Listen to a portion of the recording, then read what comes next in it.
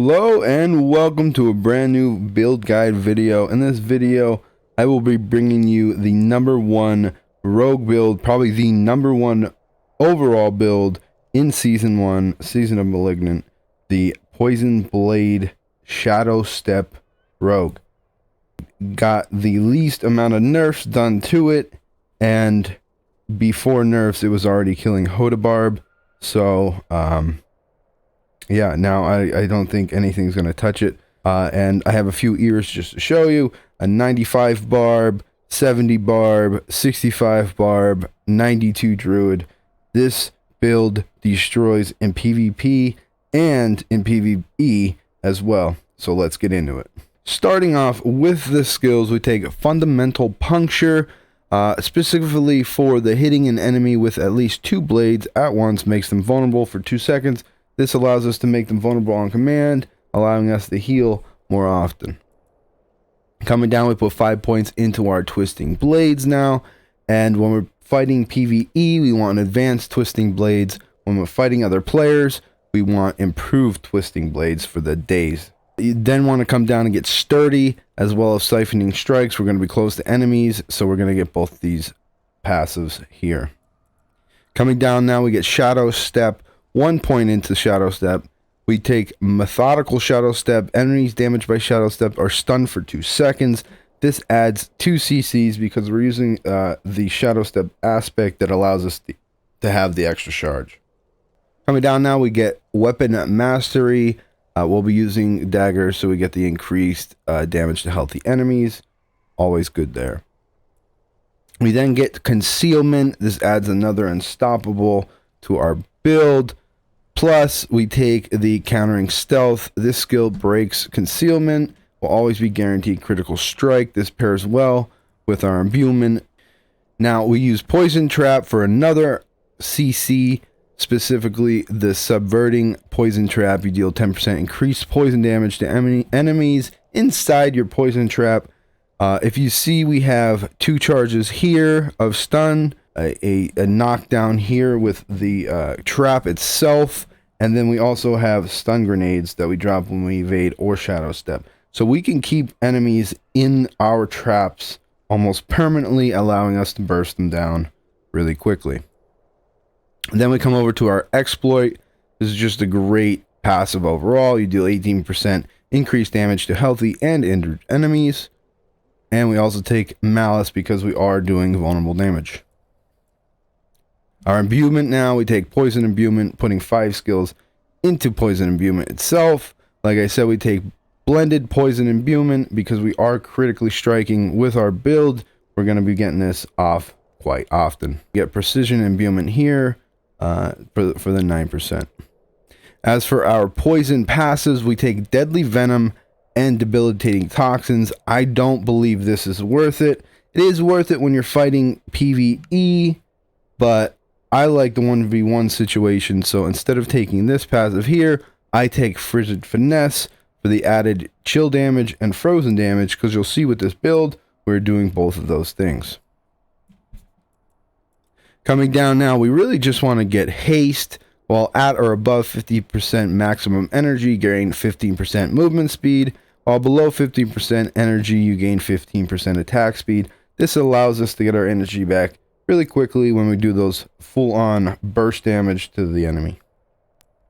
Coming down to our last key passive here, Victimize. Dealing direct damage to a vulnerable enemy has up to 35% chance to cause an explosion, dealing 23% of the original damage to them and surrounding enemies. And we take this passive because when we go to our items, you'll understand why, because this is really healing us. Coming to our helmet now, we take the aspect Explosions from Victimize. Key passive, heal you for 123 life for each enemy damage up to maximum 370 life. Now this goes hand in hand with our key passive and us creating enemies that are vulnerable. We're always getting health back. This allows us to go up to really high nightmare dungeons and stay survivable. Coming down to our chest piece now, we are taking Chilled Enemies. Poisoned by Poison Imbuement will be further chilled for 20% per second. You deal 19% additional damage to frozen enemies. This comes back to our Frigid Finesse, comes back to our Poison Imbuement. Really good synergy there. This allows us to freeze the enemy, giving big damage bonuses there. Coming down to our gloves now. Your imbuement skills have 32% increased potency against vulnerable enemies. Just added synergy there. You're going to want to look for on your gear itself is attack speed, crit damage, crit chance, because those are what really is going to allow you to burst the enemy down with your poison imbuement. Coming to our pants now. I like to go more of a defensive route, but I am trying out the 4 ranks of poison trap just for the added poison damage. But most importantly, we want the aspect. Basic skills grant 20% damage reduction for 5 seconds. This is one of the only aspects that didn't really get nerfed. This is going to be a must in most builds going forward. Coming down to our boots, we take the aspect. Shadow Step has an additional charge. Killing an enemy with Shadow Step refunds a charge and increases the damage of Shadow Step by 6% for 2 seconds. Really, we don't want the second half. The second half is just added bonus. We just want the extra charge. And the reason why we want our extra charge, it comes to our weapon. We'll start off with our dagger now. When you evade or Shadow Step, you leave behind a cluster of exploding stun grenades that deal 579 damage. This comes back to our boots with the extra charge, so we get the stun grenades for 2 charges of Shadow Step, plus our evade, adding more stuns and harder for enemies to get away from us. Onto our dagger now, I should say. Attacking enemies with a basic attack increases the damage of your next core skills 6% up to 30%. We're always casting our basic attack, so this will always be proccing, allowing us to get those big damage numbers. Our two-handed weapon now, we're using the aspect. Twisting blades orbit for a short time after they return to you, dealing 24% of twisting blades return damage per hit. Based on the distance of the blades return, the orbit damage increased up to 48% of the return damage. Now I use this because with Shadow Step and having 2 charges, I can Shadow Step from one monster to another, allowing me to get that extra bonus. I like it in the two-handed slot as well for the 200% bonus to the aspect. Onto our jewelry now. I'm using the aspect. Critical strikes with poison imbue skills have up to 10% chance to create a toxic pool that deals 2,700 poisoning damage over 3 seconds. But most importantly, we want, while standing in the pool, your poison imbue skills have no cooldown and no charge limit. This allows us to just quickly burst down monsters, and as you can see from the footage, I'm killing monsters 10 levels higher than me in half a second. It's pretty ridiculous. Coming to our next ring now, and this is the new aspect coming to season 1, and this is every third cast of puncture is imbued with poison for 150% of normal potency. You can just kill monsters with your basic attack now. That's how good this is. But adding this to the synergy with our build, it absolutely destroys. Oh my goodness, is this so good. This is what this build needed to really set it apart from other builds. This is a must for this build. Coming to our necklace now, I think going forward, you're going to see this aspect in the necklace because it's how you can get the most out of it. This was nerfed heavily in the patch for season 1, but it's still a good aspect to use. I'm using the aspect. You gain 0.45% increased armor for 4 seconds when you deal any form of damage, stacking up to 27% in my case, but you can get it up to 45%. 45% is still higher than the lowest it could have been, so it's still a good item. I've used it at its lowest point and it worked wonders for me, and it's gonna be in this slot 90% of the time now with the nerf to the aspect. Cooldown reduction probably will be swapped out, being that was nerfed in the patch as well. Probably gonna add more damage in that slot. In the season of Malignant, you're going to have the ability to put malignant hearts into your jewelry. So I'll quickly go over the malignant hearts that we will use for our jewelry. Starting off with our super malignant power, I don't believe the rogue super is warranted. I think creeping death is the one that we're going to want to take. Your damage over time effects are increased by 30 to 40% for each different crown control effect on the target.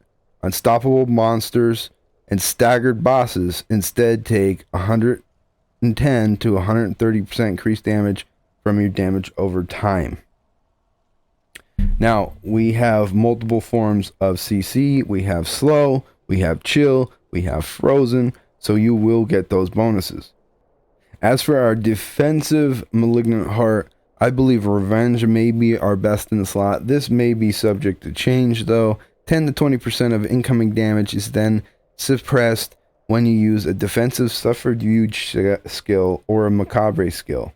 All suppressed damage is amplified to 250% and explodes, dealing up to 1,360 to 2,000 fire damage to nearby enemies. Now we aren't using fire, but fire provides burning, adding another dot for our damage, and we have two subterfuge skills being our poison trap and our concealment, so this will go hand in hand with our build quite nicely. As for our offensive malignant heart, I believe tempting fate will be the one we go with.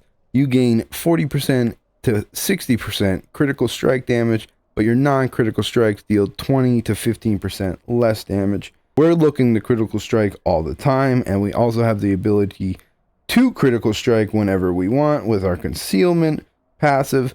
So I believe this will go hand in hand with our build perfectly, allowing us to burst down monsters and players equally just as fast. Onto our specialization, we're using combo points because we're alternating between our basic and core skills.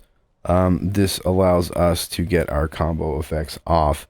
If you're having trouble with energy consumption, try Inner Sight. I have no energy issues with this build. I just do a quick energy dump, and usually whatever's in front of me dies.